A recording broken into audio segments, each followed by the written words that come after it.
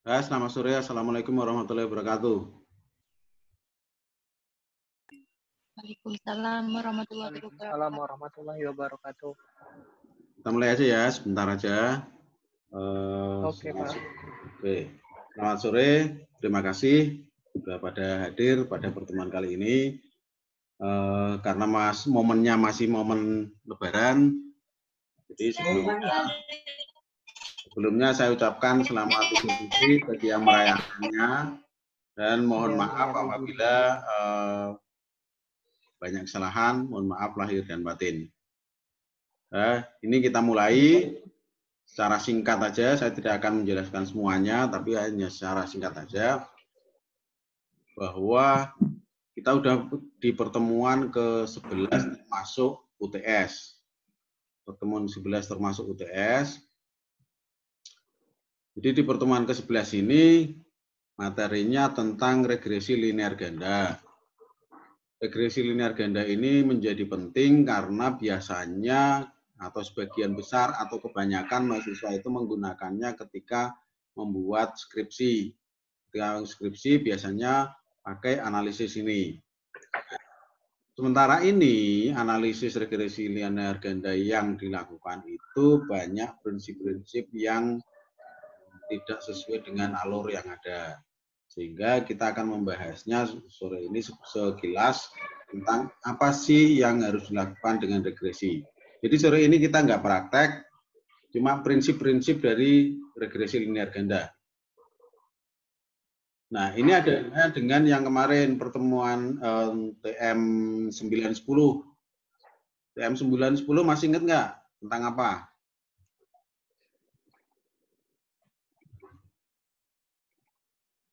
Ada yang masih ingat TM 910? Bentar, Pak. TM 910 relatif kurang efektif karena waktunya yang masih puasa ya kan, setelah UTS terus ada TM 910 itu pun digabung menjadi dalam 1 minggu 2 pertemuan itu. TM 9 itu tentang normalitas, TM 10 tentang korelasi regresi. Regresi sederhana. Ya. Tapi itu makanya kemarin tidak ada tugas, hanya silahkan dilihat atau dicoba-coba sendiri, tidak dalam masuk tugas, karena bisa tercover dengan TM 11 ini tentang regresi ganda. Nah, untuk regresi ganda ini nanti kita ada dibahas dalam 2 kali pertemuan. TM 11 saat ini prinsipnya, terus TM 12 tatap muka ke-12 nanti tetap kita masih melanjutkan regresi ganda. Karena regresi ganda banyak dipakai dan sebagian besar itu dipakai oleh mahasiswa ketika nyusun skripsi. Nah, jadi itu nanti silahkan praktekkan sendiri. Kalau belum punya data, sebenarnya bisa pakai data yang sudah ada, atau kalau ingin seragam nanti tak kasih datanya untuk latihan. Tinggal pilihan mau yang mana. Jadi secara prinsip ini aja, saya akan menjelaskan secara ringkas saja bahwa analisis regresi ganda itu tujuannya adalah untuk menguji pengaruh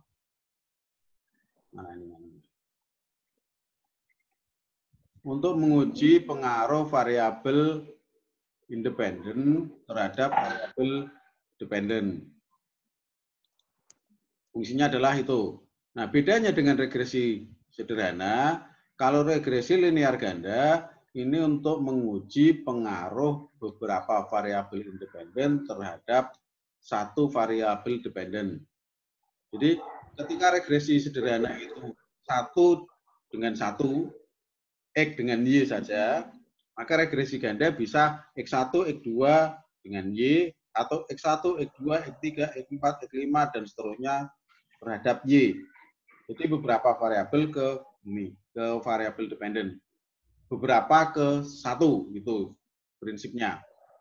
Nah, karena ada prinsip yang seperti itu, maka dalam regresi ganda itu nanti ada beberapa persyaratan. Yang harus diingat sebagai landasan, nanti regresi ganda itu memiliki tahapan-tahapan dalam analisis. Ketika kita menginterpretasikannya, tapi kalau dalam mengolahnya nanti simpel. Jadi tahap yang pertama adalah tahap uji persyaratan analisis.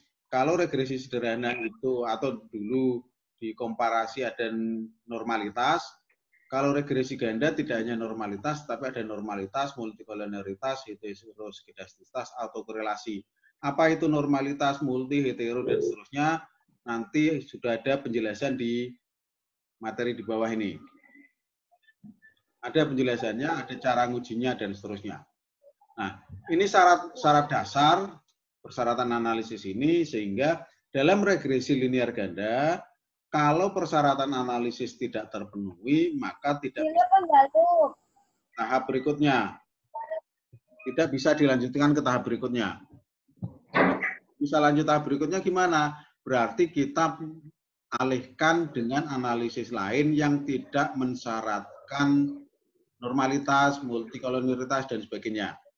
Makanya pendekatannya adalah pendekatan non-parametrik. Bisa diskriminan, bisa yang lainnya, itu salah satu caranya. Regresi mutlak ada persyaratan analisis, ini harus terpenuhi pada tahap 1. Ibaratnya ketika masuk UPB, dulu untuk masuk menjadi mahasiswa S1, syarat awal adalah ijazah SLTA. Kalau tidak punya ijazah SLTA, berarti secara otomatis secara administrasi langsung ditolak. Nah, itu ibaratnya. Kalau syarat 1 sudah terpenuhi, maka bisa masuk ke syarat kedua, uji model. Uji model itu dilakukan dengan melihat R-square. R-square itu apa? Koefisien determinasi, nanti di bawah juga ada langkah-langkahnya seperti apa. Ini juga harus terpenuhi, karena apa? Ketika model ini tidak terpenuhi, maka yang berikutnya tidak bisa diterjemahkan, tidak boleh diinterpretasikan sebaik apapun. Ini contoh ringkasnya, ketika tadi tahap pertama sudah punya ijazah SLTA, di tahap kedua mungkin ada wawancara, ada ujian biar bisa diterima, misalnya ada syarat administrasi dan seterusnya. Kalau itu tidak terpenuhi, meskipun sepinter apapun orangnya, dia tidak akan masuk. Nah, ketika ini sudah, tahap kedua misalnya terpenuhi, maka baru boleh diinterpretasikan di tahap ketiga, uji hipotesis. Disinilah untuk uji misalnya, ini ibaratnya gini, ketika sudah menjadi mahasiswa, tahap kedua adalah ada kriteria bahwa untuk bisa UTS, nanti misalnya harus punya syarat kehadiran, syarat pernah ikut kuliah, syarat administrasi, dan seterusnya, syarat-syarat itu. Sehingga kalau di syarat kedua ini tidak bisa, meskipun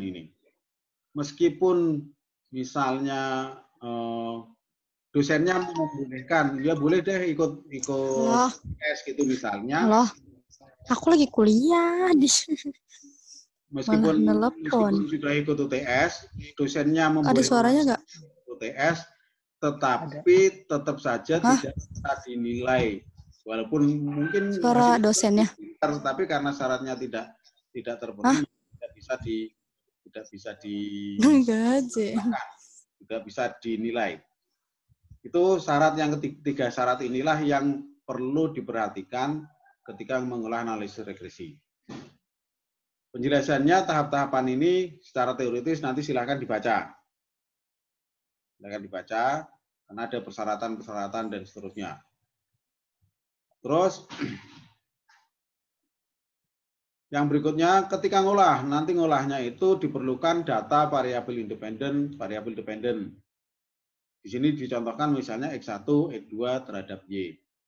Nah, nanti caranya sama dengan sebelumnya, bahwa kita masuk SPSS, nanti variabelnya dimasukkan. Ini ada penjelasan semua di sini. Di sini juga sudah ada penjelasan kenapa diklik statistik misalnya. Untuk klik collinearity statistik. Ini fungsinya untuk apa? Untuk memunculkan nilai toleransi F dan seterusnya. Pokoknya nanti ikutin aja ini. Lo bakal nih tri kurang nak. Ikutin ini. Oh, bakal nih onong. Emang. Ayo, siapa itu? Nanti ketika sudah ngikutin ini, output di SPSS banyak sekali.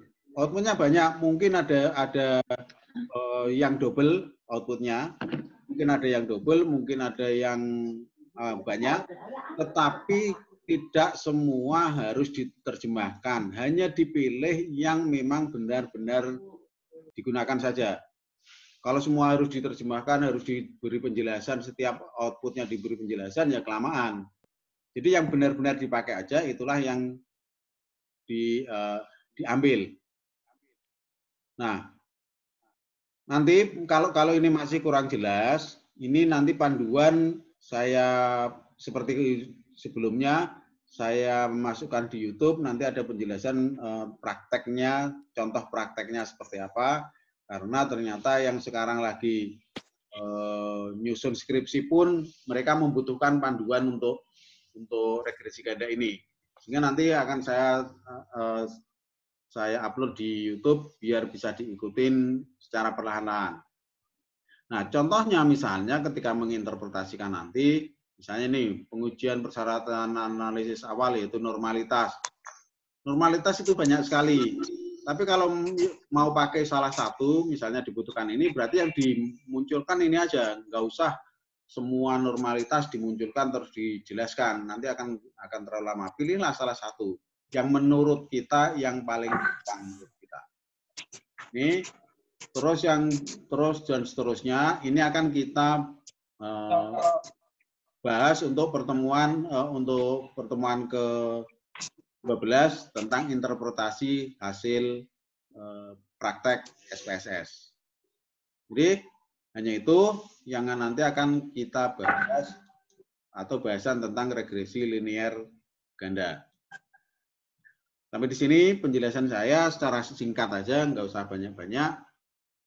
Mungkin ada yang mau ditanyakan atau mau ada yang berkeluh kesah atau yang lainnya, silakan. Saya berikan waktunya.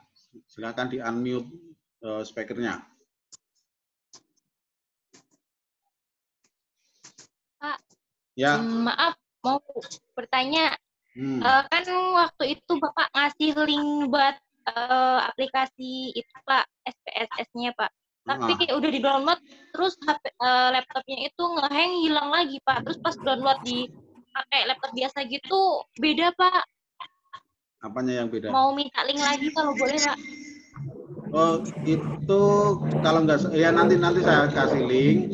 Kalau kemarin itu kan saya jadikan satu. Karena itu terlalu berat, nanti sudah saya pisah-pisah menjadi beberapa kelompok pakai RAR, nanti di-download, habis itu diekstrak, tapi dibuat jangan merubah filenya, diekstrak dalam satu folder yang sama, dijadikan satu lagi, biar lebih gampang. Kalau kemarin kan takutnya gini, karena dalam satu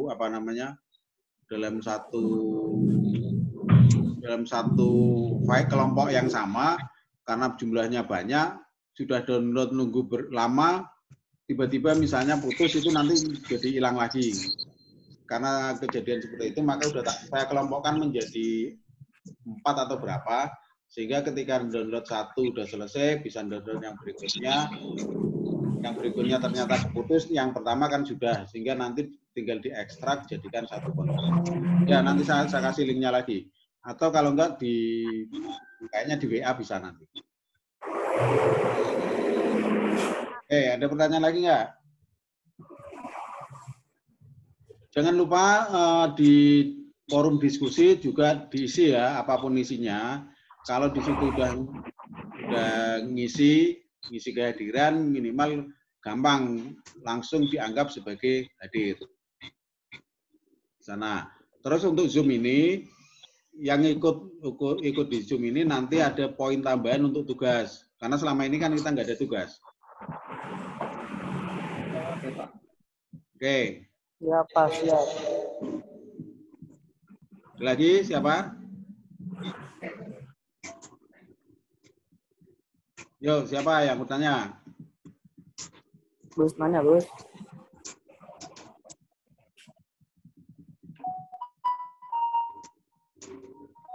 Sudah jelas atau mau Udah, Pak. apa namanya dibaca-baca dulu, silahkan.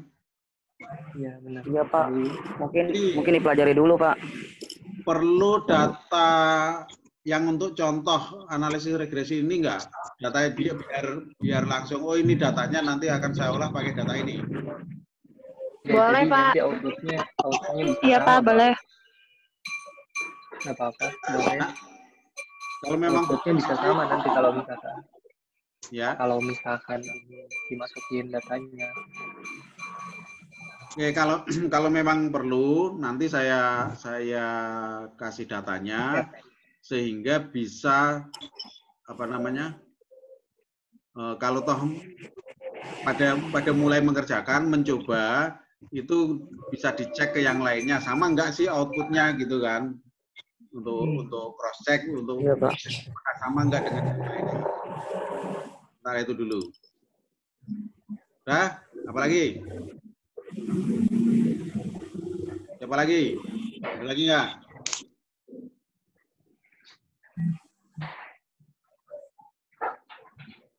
Ada lagi?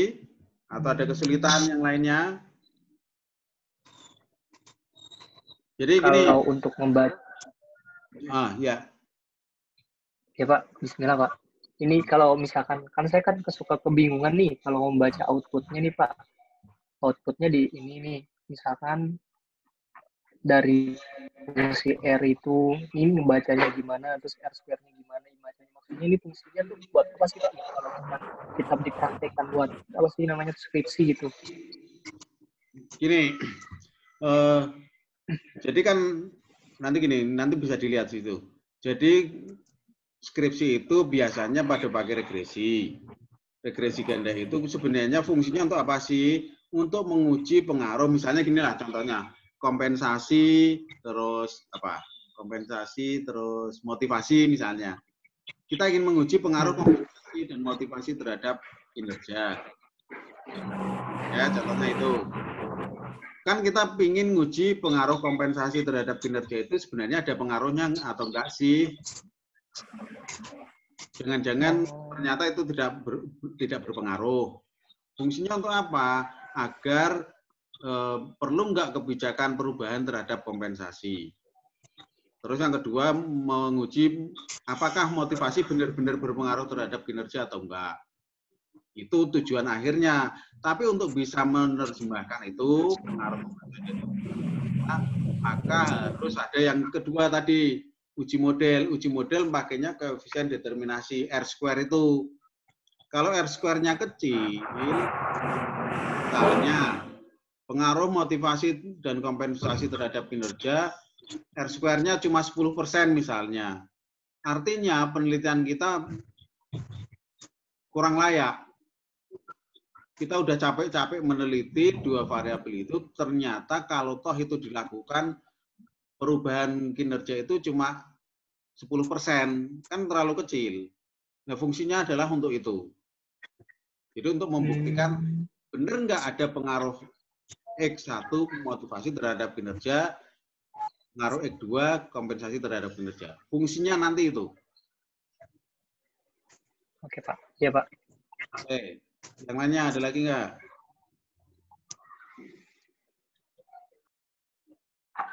Ayo, yang lainnya. Apa masih belum bangkit lagi karena terlalu lama kita tiarap?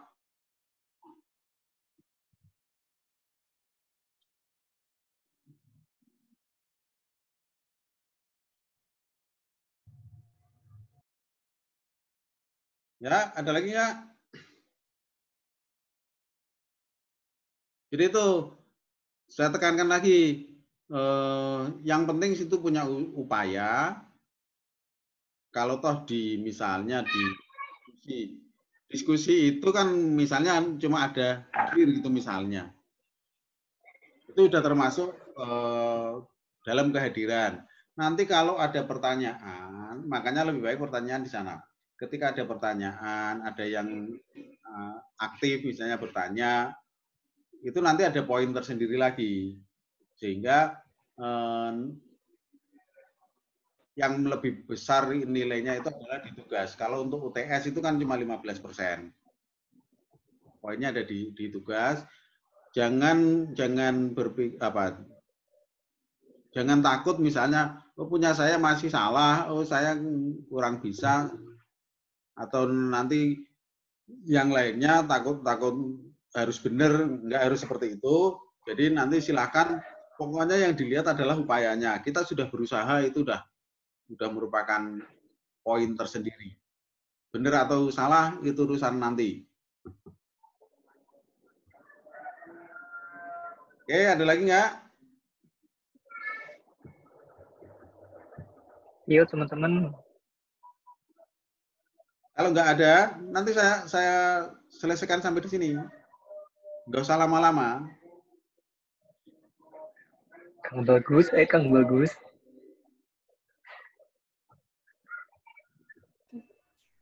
Ayo, nih siapa nih? Sinta, Agnes, Nurul, Harwati, Resi, Santi, Windia, Mini. Ayo, videonya dihidupin. Videonya dihidupin. Ini ada rekamannya masalahnya.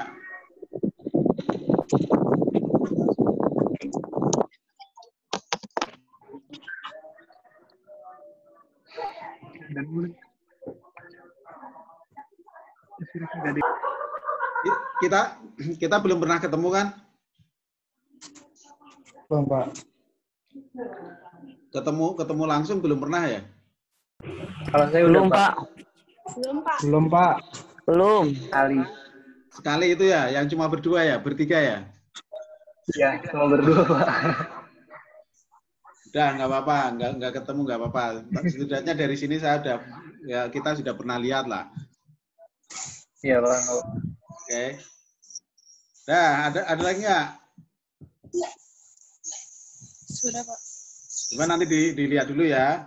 Dilihat dulu, nanti pertemuan berikutnya kita tetap membahas tentang ini, khususnya tentang interpretasinya bagaimana sih. Saja. Kalau kurang, nanti boleh kalau yang udah mau mulai nyoba-nyoba, silakan pakai WA boleh, mau video boleh, mau pakai apapun silakan. Jadi kalau selama sebulan kemarin itu relatif WA kita sepi, nggak ada apa-apa, ya grup kita sepi, nanti mulai ini silakan mulai ramekan lagi, kita mulai bangkit, yang tadinya tiarap kita mulai jongkok untuk siap-siap lari. Mudah-mudahan saya harapkan sebenarnya 2 pertemuan terakhir kita bisa ketemu karena nanti ada analisis, ada struktur, itu menjadi penting karena softwarenya beda. Ya, ketika kita ketemu kita bisa langsung olah ini tanya. Nah, sampai sini.